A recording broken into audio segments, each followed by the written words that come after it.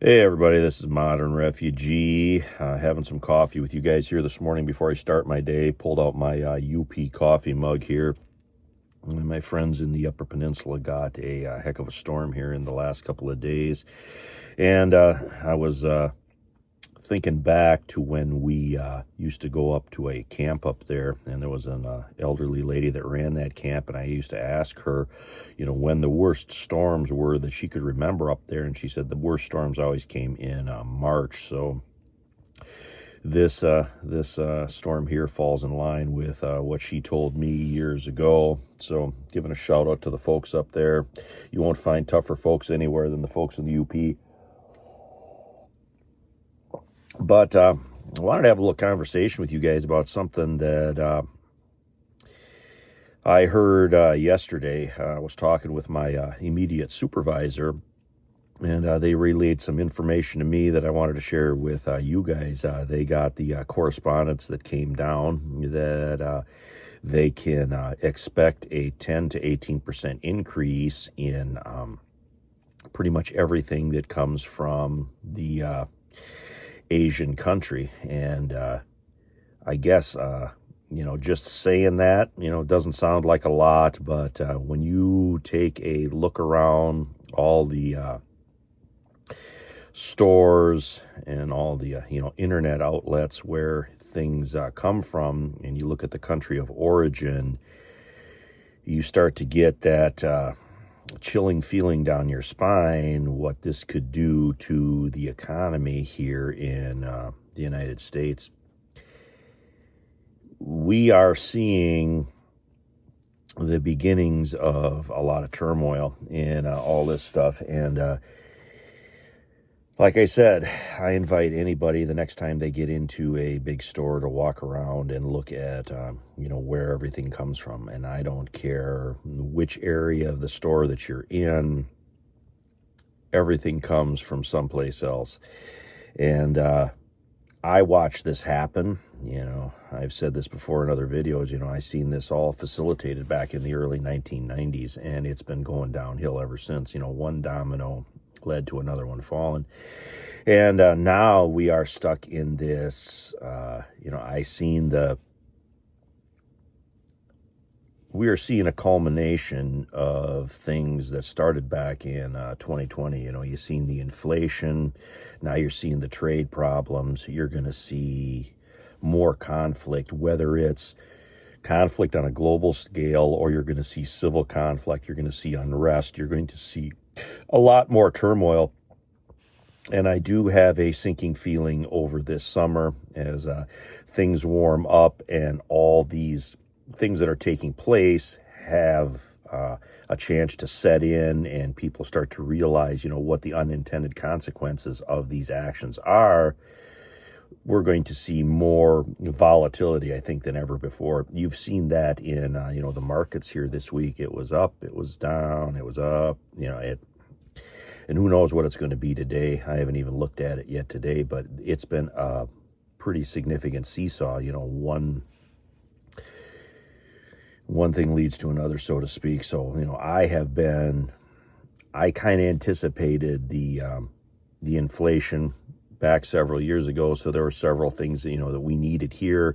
I purchased that stuff before the prices went up, and pretty much everything that I purchased has went up at least probably 30, sometimes even 40%.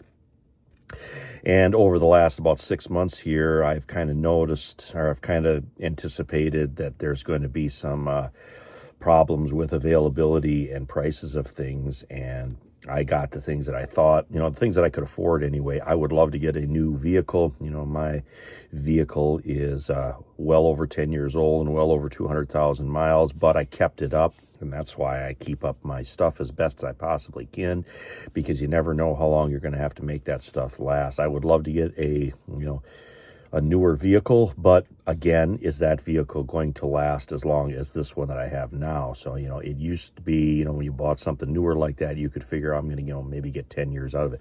Nowadays, appliances are a big one. Appliances do not last like they used to. You bought a major appliance, stove, refrigerator, you used to be able to get 20 years out of that. Now you're lucky if you get 5 years out of it. And Again, I talk to a lot of people, and that seems to be the trend in that stuff. So I've tried to get what I can in the last 6 months here to insulate us here from all this stuff that's going on, but I can almost guarantee there's going to be some kind of problems this summer, whether it's on the inflation front, the trade front, the conflict front, maybe all of them at the same time.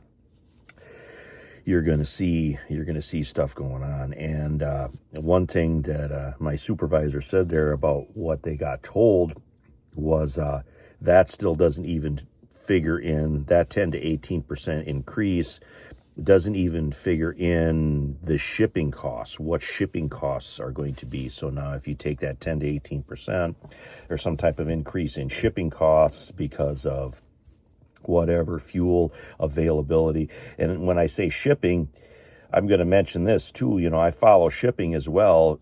There are a lot less people working in that shipping industry than there were back before 2020 because of all the things that took place. There's sort of a deficit there.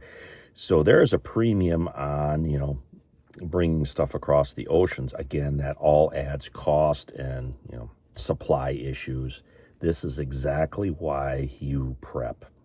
And I don't care if you want to call it stocking up or if you want to call it, getting ready for winter or whatever. This is why you have a certain amount of things at your place. Even food. Go walk through the produce department in any supermarket and look at all the, country of origin labels on stuff and, the little stickers with the code numbers. Look at all that stuff, where that stuff comes from. Not much comes from anything tropical. Doesn't really come from the United States, especially this time of year. Time of year has a lot to do with it. There was a reason the old timers, got citrus fruit in December, because they made a, conscientious effort to bring that stuff up here to the northern states, give people a little vitamin C for the holidays, I guess. But, now with the shipping and, trucks constantly running and moving, bringing stuff from one point to another, every time they put something on a store shelf, that has literally come thousands of miles to get to where you're at. And there was a time, even in my lifetime, where I can remember the only produce and stuff that you had, that was all canned. If you wanted tomatoes in December, that was canned. You had canned tomatoes, for sauce or, tomato sauce or Hungarian rice or stewed tomatoes or whatever. This whole, in February, you can get tomatoes and you can get avocados and all this other stuff. I'm telling you, that is one of the first things. If there's some type of major event, that's one of the first things that's going to go, because that stuff doesn't keep. It has to be brought in refrigerated trailers. Look, when you're driving around sometime, look at how many refrigerated trailers are out there. You can always tell a reefer trailer because they'll have that little air conditioning unit on the front of the trailer. Look for those. They're all over the place. And whenever they're transporting something, that's something that's perishable. You take all those out of the equation because they can't get the stuff to the place it needs to be before it'll spoil, because there is what they call dwell time on a lot of that stuff, and which means from the time it sets on the shelf till somebody buys it till they use it, there is a window of like maybe 5 days. And if that stuff gets there a day or two late, the dwell time is less, which means they have to mark it down and they take a loss on it. Well, that's only going to go about so long before they stop carrying that stuff because they're losing too much money on it. That's unfortunately how the supply chain and the business community works on that stuff. Even more reason this spring here to plant a garden. If you have the ability to get a couple of chickens so the girls can lay you some eggs, you're good there. I'm just reporting to you guys what I see here in my day-to-day life. Just a regular lower middle class working guy here that likes to talk about preparedness, give you guys some tools, get you through these times. The stuff that I know, hopefully is beneficial out there to you guys as well. There's no sense in me keeping what I know to myself. That's why I do this channel. But anyway, this is Modern Refugee. Appreciate all my subscribers out there. I hope you guys get a little information and a little entertainment out of my videos here. I wish I could bring you some good news for once, but again, this is something that I think folks need to know, so I want to get that out there. But anyway, appreciate you guys. You guys take care.